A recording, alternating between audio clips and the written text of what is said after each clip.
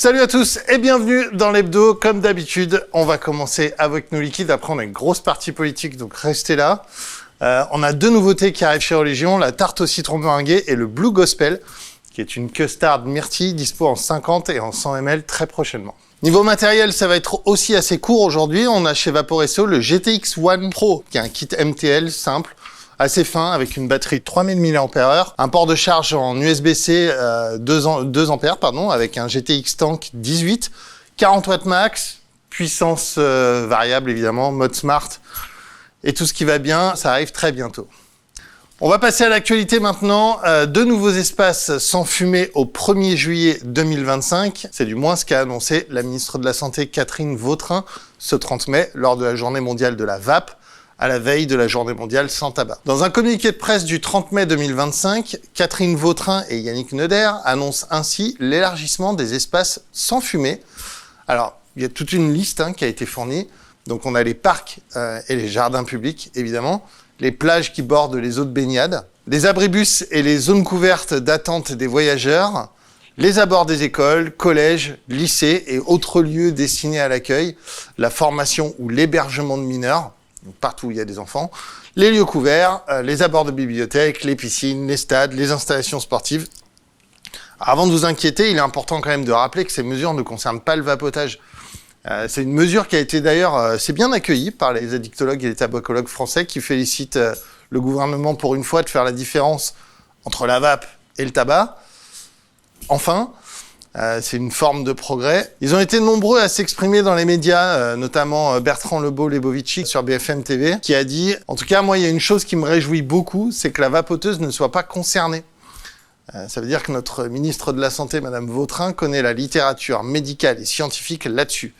Elle sait qu'il y a des millions d'Européens qui ont cessé de fumer le tabac grâce à la vapoteuse et que contrairement à ce qu'on peut redouter, enfin numéro 2 d'ailleurs, ce n'est pas un moyen pour les jeunes qui vapotent d'entrer dans un tabagisme actif. Donc on dénonce un petit peu l'effet passerelle, ça c'est aussi plutôt pas mal. Marion Adler sur France Info le 30 mai a déclaré aussi « Ces mesures sont très bien ».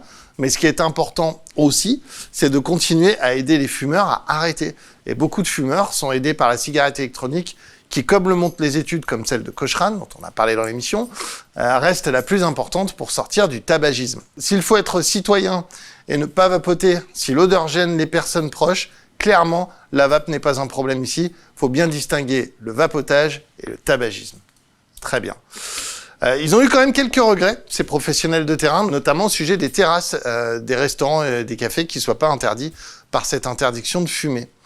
Alors, c'est une victoire pour la vape dans ce discernement, ce qui fait que ça ne concerne que la cigarette combustible, pas la vape. Mais ça n'empêche pas notre gouvernement d'avoir des petites idées derrière la tête, notamment pour la vape. Alors, Madame Vautrin et Monsieur Neuder sont tout de même bien décidés à légiférer plus durement sur les produits du vapotage. Courant 2026, les ministres de la Santé espèrent ainsi mettre en œuvre une réduction du taux de nicotine autorisé, avec pour objectif, disent-ils, de briser la dépendance dès la racine. Ce qui est évidemment une mauvaise idée, qui a été assez mal accueillie aussi par beaucoup de médecins. Une limitation stricte des arômes qu'ils estiment souvent penser pour séduire les plus jeunes et être des portes d'entrée vers la dépendance. Donc on a d'un côté des médecins qui disent une chose et le politique qui en dit une autre. Le professeur Bertrand Dozenberg a commenté sur LinkedIn « Fantastique décision d'étendre les lieux non-fumeurs. Bravo Madame Vautrin », il commence avec des félicitations.